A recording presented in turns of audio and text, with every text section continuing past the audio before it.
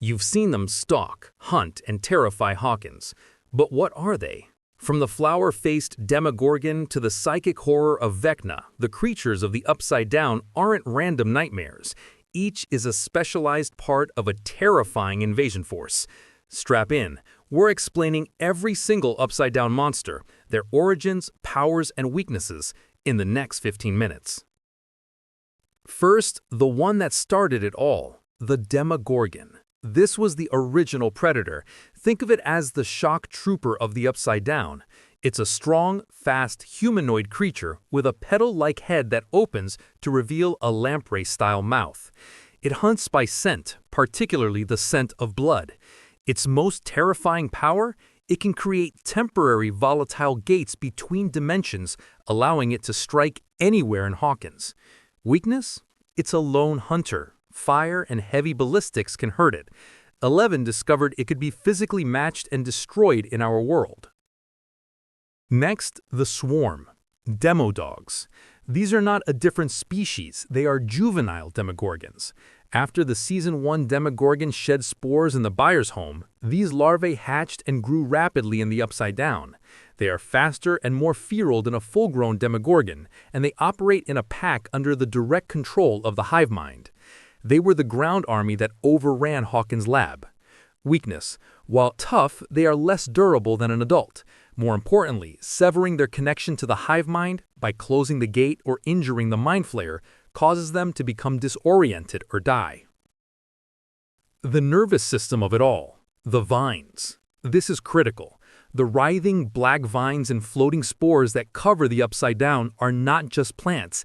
They are the physical extension of the hive mind itself. They are a sensory network. When you step on them, the hive mind feels it.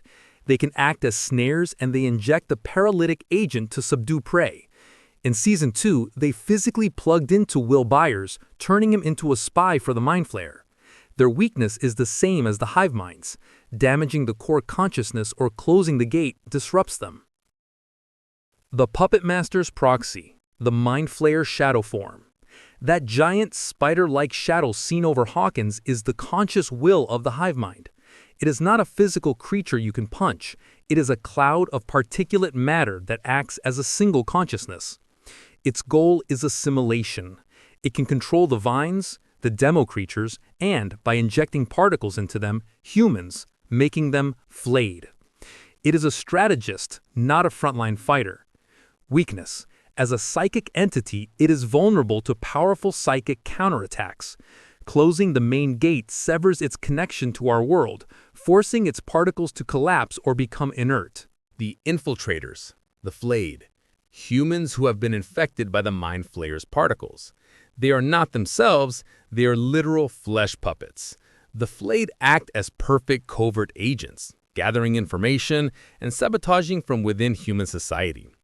Their final, grim purpose is to liquefy their own bodies at a designated location where the biomass is used to construct the prototype body, the Meat Flayer, or flayed monster. In Season 3, the melted bodies of the flayed coalesced into this colossal spider-like abomination. It was the Mind Flayer's first attempt to build a permanent physical body in our dimension. It was incredibly strong, resistant to bullets, and could reshape its limbs into weapons. However, it was still controlled by the distant Mind Flayer consciousness. Weakness. It was vulnerable to extreme heat and physical disruption of its core mass, as shown when it was lured into the Starcourt Mall and blasted with fireworks and an exploding car. The Elite Guard, Demobats.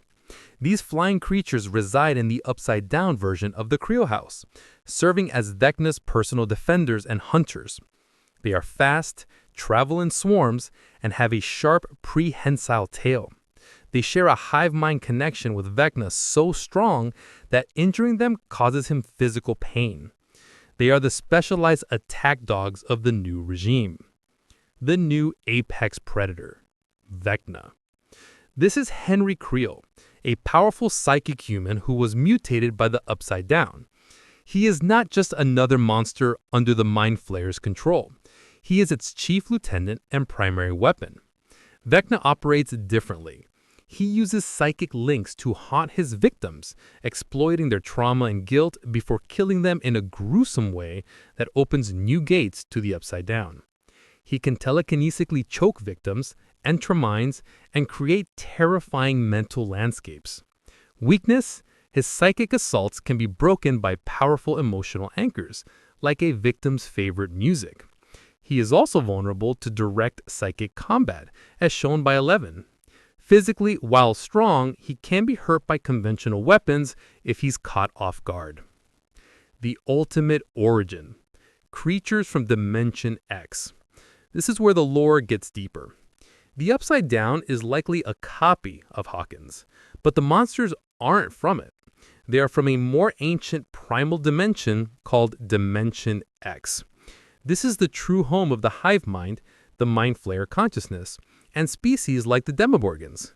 The Upside Down is just the beachhead they use to invade our world. The hinted final boss, the Thessal Hydra. In Nancy's vision from Vecna, she describes a creature with a gaping mouth. This matches the Thessal Hydra, the final monster from the kids' Dungeons & Dragons campaign in Season 1. This has led to massive theories that this Lovecraftian multi-headed horror from Dimension X will be the true final threat of Season 5, representing the ultimate form of the hive mind. Let's connect them into the invasion chain. 1. The brain, the Mind Flayer consciousness. 2. The general, Vecna, its psychic enforcer. 3. The network, the vines, its sensory system. 4. The troops, Demogorgon's elite hunters, and Demodogs, shock troops. 5. The agents, the flayed, human infiltrators. 6. The guard, Demobats, aerial protectors. And 7. The prototype, the Meat Flayer, a failed physical body. 8. The ancient horror, the Thessal Hydra, the final speculated ultimate form. Their universal weakness: the hive mind. Almost every creature here is linked to the central consciousness of the Mind Flayer / Vecna. Damage the core and the network falters. This is why closing the gates has been so crucial. It severs the signal. It's also why emotional and psychic strength are the hero's greatest weapons against an enemy that operates on fear and control. You are now ready for the final season.